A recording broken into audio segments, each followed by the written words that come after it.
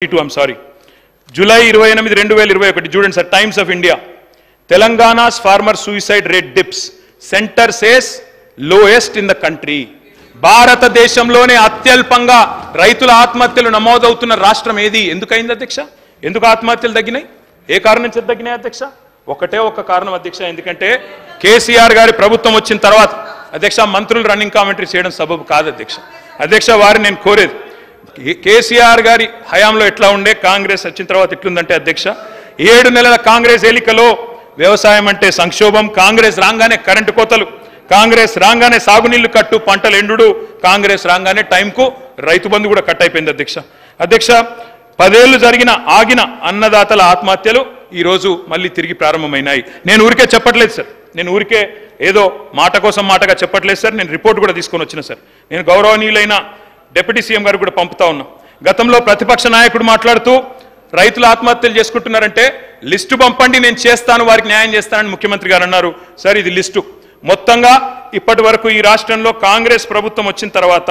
నేను వారికి గౌరవనీయులైన ఉప ముఖ్యమంత్రి గారికి ప్రభుత్వానికి లిస్టు పంపుతా ఉన్నా 388 మంది రైతులు ఆత్మహత్యలు చేసుకున్నారు లిస్టు పేర్లతో సహా పంపుతున్నాను ప్రభుత్వం చూసుకోవచ్చు వారికి న్యాయం చేయాలని తమ ద్వారా నేను కోరుతా ఉన్నా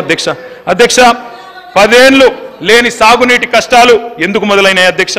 రైతు చల్లగా ఉంటే పల్లె పచ్చగా ఉంటది గ్రామీణ ఆర్థిక వ్యవస్థకు కేంద్ర బిందువు ఆయువు పట్టు అన్నదాత ఇవాళ 47% మందికి మీరు చెప్పిన సోషియో ఎకనామిక్ అవుట్లుక్ లోనే రైతులే ఈ రోజు ఆలంబనగా ఉన్నారు వాళ్ళ బతుకుదెరువు బాగుపడాలంటే పరిశ్రమలకు రాయితీ ఇచ్చినట్టే రైతులకు కూడా ఇన్పుట్ ఇవ్వాలి రైతులకు కూడా రాయితీ ఇవ్వాలి కదా అధ్యక్ష అందుకే రైతు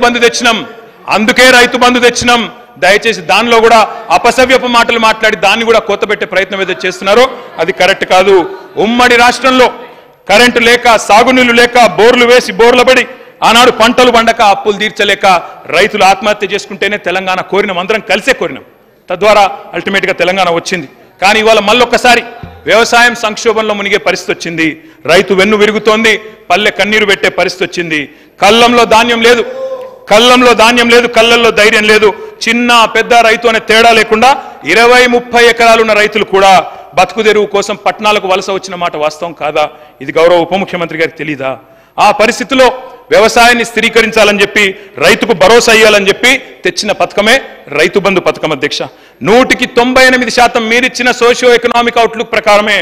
198% తెలంగాణలో ఈరోజు బక్క చిన్న సన్నకారు రైతులే ఉన్నారు అందుకే చిన్న పెద్ద అనే తేడా లేకుండా ముందు వ్యవసాయ రంగం మొత్తం గాడిన పడాలన్న ఉద్దేశంతో ఒక నిర్ణయం తీసుకున్నాం దరఖాస్తులు speaker sir I need at least another 1 hour please ఎందుకంటే అధ్యక్ష దీనికంటే ముఖ్యమైన సబ్జెక్టు రాష్ట్రం లేదు మీరు గవర్నర్ దగ్గర పోదాం మళ్ళీ వచ్చినట్టు నడపండి సార్ విల్ కోఆపరేట్ సార్ అధ్యక్ష సార్ నేను గౌరవ సభ్యులను కోరుతా ఉన్నాను అధ్యక్ష సరిగ్గా గంట అయింది వారు మాట్లాడబట్టి ఈరోజు వారు అనేక అంశాల విషయంలో మాట్లాడారు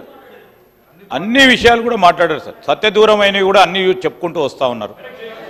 ఈరోజు మేము చెప్తా ఉన్నాం మేము మేనిఫెస్టో పరంగా తీసుకున్న అంశాలను కూడా వారు ప్రస్తావన తీసుకొచ్చారు అధ్యక్ష వారు కూడా మేనిఫెస్టో పెట్టారు ఎవరు నమ్మినారు అధ్యక్ష